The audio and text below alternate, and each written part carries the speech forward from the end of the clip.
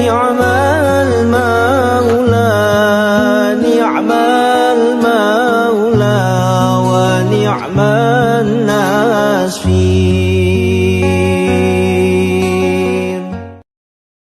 Koreksi atas pendapat, kesimpulan, dan kebijakan yang salah mengenai pamong desa.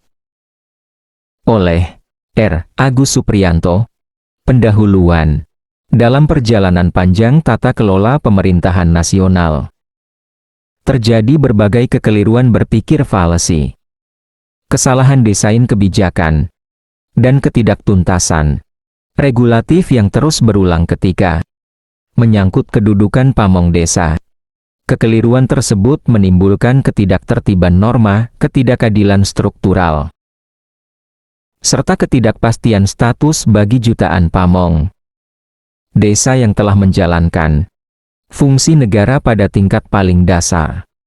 Dalam sistem NKRI, narasi akademik ini menyajikan koreksi komprehensif yang meliputi konseptual, filosofis, historis, sosiologis, teknis administratif, dan yuridis atas pandangan serta kebijakan yang salah mengenai pamong desa, sekaligus menegaskan posisi desa dan aparatur desa secara tepat dalam konstruksi ketatanegaraan Indonesia. Secara prinsipil, apapun bentuknya, baik pemerintahan bentukan maupun pemerintahan penetapan, desa adalah pemerintahan. Desa adalah sosok negara dalam NKRI. Sehingga sumber daya desa, termasuk pamong desa, adalah sumber daya negara.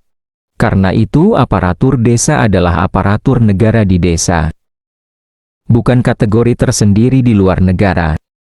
Pertama, kekeliruan konseptual, penyempitan makna pamong desa. Kesalahan umum, masih muncul pendapat bahwa pamong desa hanyalah perangkat desa, dan bahwa kepala desa tidak termasuk sebagai pamong. Koreksi konseptual dan historis. Secara historis dan etimologis, pamong desa kepala desa tambah seluruh perangkat desa. Pamong desa adalah aparatur desa, sementara desa adalah salah satu pemerintahan dalam kerangka NKRI. Karena desa adalah pemerintahan negara, maka pamong desa adalah aparatur negara di desa dengan konstruksi kepala desa pejabat negara di desa, perangkat desa pegawai negara atau negeri di desa. Konstruksi ini linier dengan struktur nasional. Pamong pusat aparatur negara pusat. Pamong daerah aparatur negara daerah. Pamong desa aparatur negara di desa. Jadi kalau pamong desa yang sebenarnya adalah aparatur negara ditetapkan sebagai aparatur negara, itu bukan hanya perangkat desa tertentu saja, atau perangkat desa saja, atau kepala desa saja, tetapi semua pamong desa, baik perangkat desa secara keseluruhan, maupun juga kepala desa. Bedanya adalah, kalau perangkat desa adalah pegawai negara di desa, sedangkan kepala desa adalah pejabat negara di desa.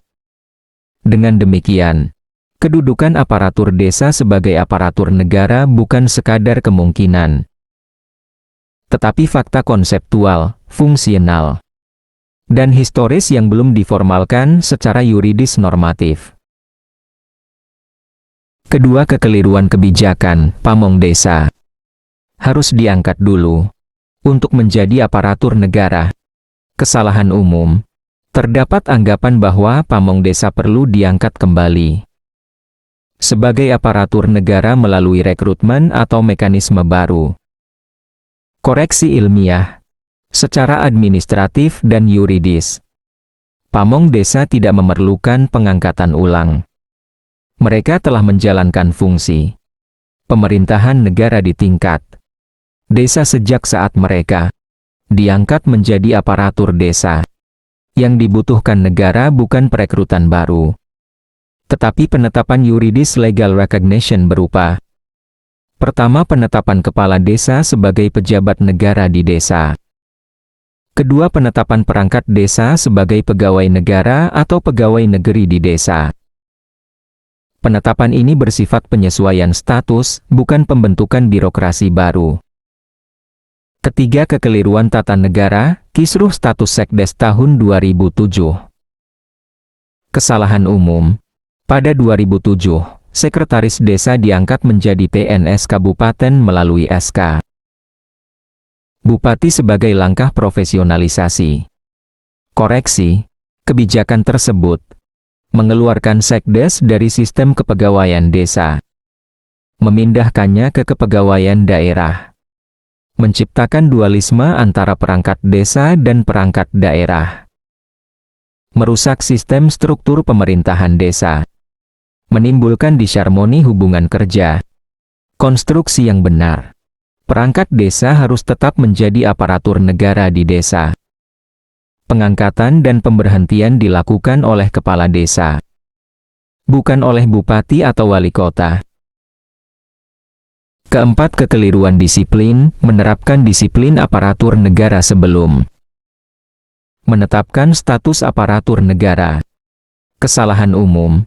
Pamong desa dikenakan peraturan disiplin aparatur negara, padahal negara belum menetapkan status mereka sebagai aparatur negara.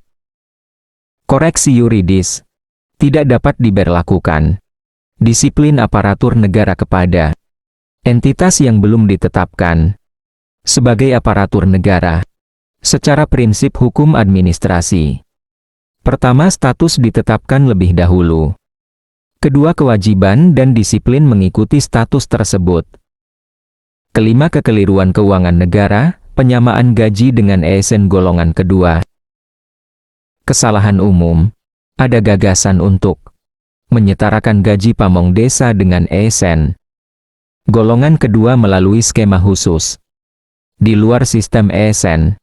Koreksi, langkah tersebut menambah kompleksitas regulasi baru, berpotensi menimbulkan dualisme sistem kepegawaian, tidak efisien secara fiskal jika pamong desa ditetapkan sebagai aparatur negara. Sistem gaji, tunjangan, hak, kewajiban, karier, dan keuangan langsung mengikuti sistem kepegawaian negara yang sudah baku. Tidak perlu menciptakan skema baru. Penetapan status aparatur negara merupakan jalan paling efisien dan sesuai konstitusi. Keenam, kekeliruan pernyataan seorang menteri terkait pengangkatan pamong desa sebagai ASN. Kesalahan umum. Seorang menteri pernah menyatakan bahwa pamong desa, khususnya perangkat desa, dapat menjadi aparatur sipil negara hanya jika telah lolos seleksi melalui mekanisme pengangkatan oleh Badan Kepegawaian Negara (BKN). Koreksi ilmiah dan yuridis. Pernyataan tersebut salah besar karena pertama, mekanisme rekrutmen BKN adalah mekanisme untuk mengangkat bukan aparatur sipil negara menjadi aparatur sipil negara. Kedua, perangkat desa sudah menjadi aparatur sipil negara secara filosofis, sosiologis, teknis administratif, dan manfaat fungsional. Masalahnya hanya satu. Belum ada penetapan yuridis normatif bahwa mereka adalah aparatur sipil negara. Oleh karena itu, langkah yang benar adalah pertama, menetapkan pamong desa yang sudah ada sebagai aparatur negara, termasuk menatausahakan status mereka dengan melibatkan BKN, bukan melalui rekrutmen seleksi aparatur sipil negara baru dari para perangkat desa yang sebenarnya sudah menjadi aparatur sipil negara. Kedua, setelah seluruh pamong desa yang ada ditetapkan menjadi aparatur negara, barulah pengisian kekosongan dilakukan melalui mekanisme rekrutmen pamong desa baru yang diatur sebagaimana pengisian ASN di desa, baru di pusat maupun daerah. Ketiga, untuk kepala desa, pengelolaannya mengikuti model pengelolaan kepala daerah dan kepala negara sebagai pejabat negara. Dengan demikian, koreksi ini menegaskan bahwa pamong desa tidak memulai dari nol. Mereka tinggal menerima penetapan status bukan mengikuti prosedur seleksi menjadi aparatur negara. Karena mereka sudah menjadi aparatur negara. Ketujuh, substansi tambahan, desa sebagai pemerintahan asli dan pemerintahan NKRI. 7. 1 Desember adalah pemerintahan asli pra-kemerdekaan. Secara historis, desa adalah pemerintahan asli yang telah ada jauh sebelum lahirnya Indonesia.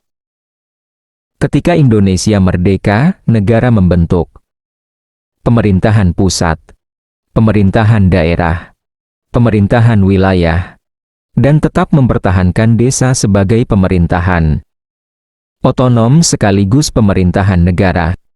Namun terjadi anomali historis. Aparatur provinsi, kabupaten, dan kecamatan ditetapkan sebagai aparatur negara. Aparatur desa tidak ditetapkan sebagai aparatur negara. Inilah sumber ketidakadilan struktural yang berlangsung puluhan tahun. 7. 2 Desember ditetapkan sebagai pemerintahan NKRI. Setelah NKRI berdiri, desa ditetapkan sebagai pemerintahan negara yang sah, bagian dari struktur pemerintahan nasional, pelaksana fungsi negara di tingkat dasar. Karena desa ditetapkan sebagai pemerintahan NKRI, maka aparatur desa adalah aparatur negara di desa sejak desa ditetapkan sebagai pemerintahan NKRI. Ketidakjelasan status pamong desa selama ini bukan masalah konsep, tetapi kelalaian yuridis dan administratif negara. Kesimpulan tegas, semua kekeliruan konseptual, historis, kebijakan, dan regulatif terkait pamong desa berakar pada satu masalah inti.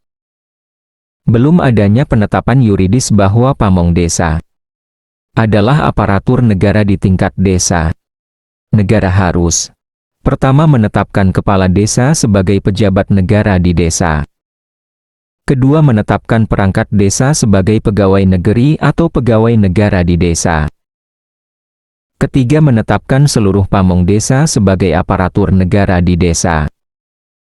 Penetapan ini menjadi dasar ketertiban hukum, kejelasan status, kepastian hak dan kewajiban, konsistensi disiplin, integrasi keuangan negara, serta penguatan pemerintahan desa dalam kerangka NKRI.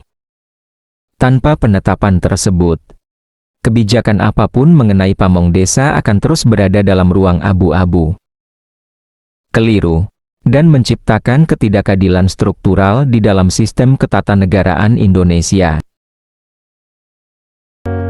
Hasbunallah, hasbunallah wa ni'mal wakil. Ni'mal maula, ni'mal maula wa ni'mal